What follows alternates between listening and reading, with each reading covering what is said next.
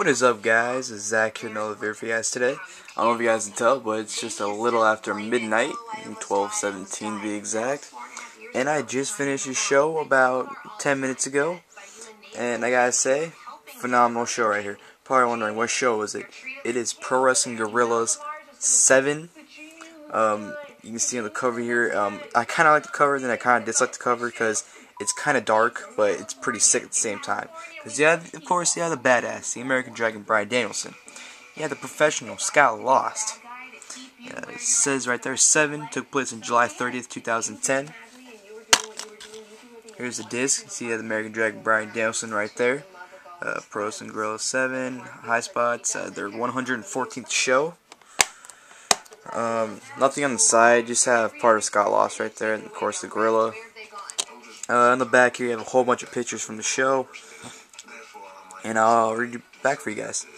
On July 30th, 2010, Pro Wrestling Guerrilla celebrated its 7th anniversary with the Imaginary Title 7 in Rosetta, California. In front of a sold-out crowd, not only did 7 make a milestone in the history of Pro Wrestling Guerrilla, but it marked the final milestone in the career of one of the company's founding fathers. For the last time in 10 years, the professional Scott Lost stepped into a professional wrestling ring as a competitor, facing off his longtime rival, Scorpio Sky.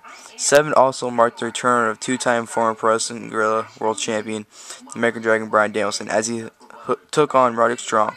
Plus, current World Champion Dave Richards defends his title against Chris Hero, and El Generico and Apollo defend their tag titles against the Young Bucks, Matt and Nick Jackson, and the Cutler brothers, Brandon and Dustin Cutler, in the first ever Pro Wrestling Guerrilla World Tag Team Championship title 3-way Guerrilla Warfare match, plus much more.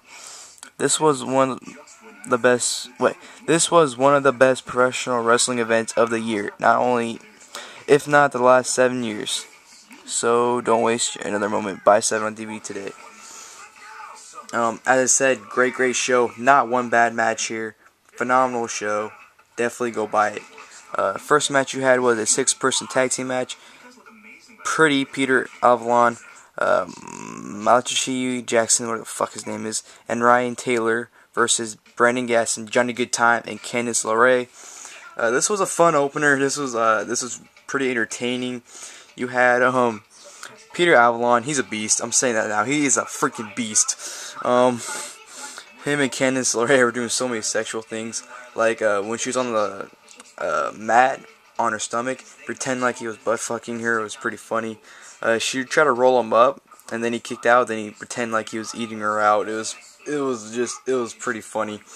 And Johnny Goodtime, he was a beast in this match. Johnny Goodtime's awesome. He's just awesome in general. And this was a fun opener. Bryan Gaston got the win after he hit I think it's called like the Burning Hammer or something like that. It's like an inverted FU, but he does like it's basically Tyler Rex finisher. And he got the 1, 2, 3, so they won the match. Pretty good opener. Singles match, Brandon Bonham versus Brian Cage.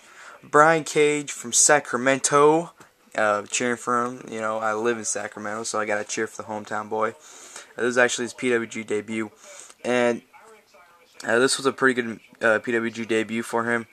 This was a very good match, back and forth.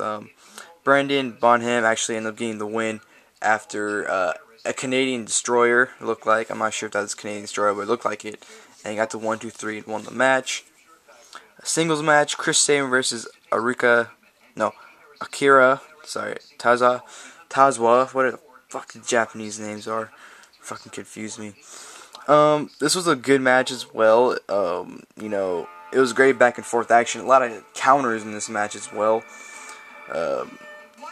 Tazwa, whatever the hell his name is, ended up getting the win after I don't know what the hell it was. It was like some kind of driver.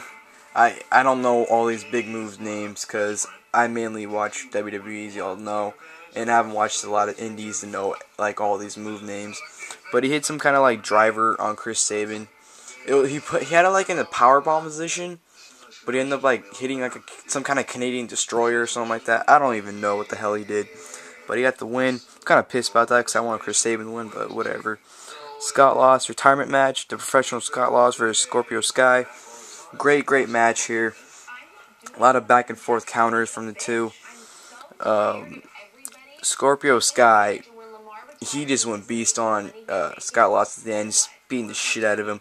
He hit like a freaking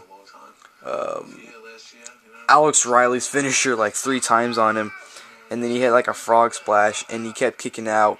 But the referee actually counted 3 on one of the pins, but he said he counted it out. He counted out late, but you know, he's like, ah, no, he kicked out. And the crowd actually said, no, that was 3-3, but they went with it. But then he ended up hitting a sick kick on Scott Lost, and Scorpio Sky to 1-2-3 and won the match. And after the match, Scott Lost basically gave a speech. Some people from the back came out and wished him luck, whatever. That's about it. Single match: American Dragon Bryan Danielson versus Roderick Strong. Great match here. The crowd really made this match great. The crowd actually chanted, "You killed Justin" to Danielson, and said "fuck Michael Cole." And then Roderick Strong took one of the ties and started choking Bryan Danielson, and the crowd chanting, "You are fired," and it was pretty funny. And then Danielson choked Roderick Strong, and then the crowd started chanting, "You are hired," and this was a very fun match. Danielson did get the win after he hooked into the bell lock on Roderick Strong, and Roderick Strong was forced to tap out. And then Danielson got on the mic and said how he's a PG wrestler and he couldn't use language like fuck or shit or anything. And then he's saying how he's only there for the kids, and it was pretty funny. And just gave a little speech, nothing special. World Championship title match: Davey Richards versus Chris Hero. Great match here. A lot of back and forth action from the two. Chris Hero hits so many kicks and so many elbow knockout, whatever the hell it's called. Elbow hits, whatever. I don't even know what the hell it's called. I'm just gonna call it elbow knockouts, whatever. He had so many of those and kicks on Davey Richards. I thought Davey Richards was gonna get knocked out. That's how many he hit. It was a great back and forth match. So many near falls, I should say, in this match. I actually thought Chris Hero was gonna win. I was like, no, Davey Richards is gonna win. Back and forth. Davey Richards worked on Chris Hero's left leg throughout the match, and great match here, like I said. And at the end, Davey Richards did get the win after he locked in an ankle lock on Chris Hero's left leg, and then Chris Hero tapped out, and Davey Richards retained the PWG World title. And then you go to the main event: World Tag Team Championship title 3-way Guerrilla Warfare match. I don't know how to pronounce their tag team names, so I'm going to say Paul London, El Generico versus Cutler Brothers versus the Young Bucks. Great match here. Before the match, the Cutlers attacked the Young Bucks during their entrance, and they actually fought for like a minute until Generico and London ended up coming in. And it was a sick match. They used a chair a lot in this match, like a lot. And they used trash cans, they used tables, they used freaking the audience in this match. It was a crazy match. But at the end, Generico and London ended up retaining the tag titles after Generico hit a brainbuster at one of the Young Bucks. He got to 1-2-3 and retained the PWG World Tag Team titles. So yeah, PWG 7, great show. Sorry if this review seemed rushed. My battery's running out on my camera, so I'm trying to rush things. So this is my review, PWG 7. Hope you guys enjoyed it, and I'm out, guys. Thanks for watching.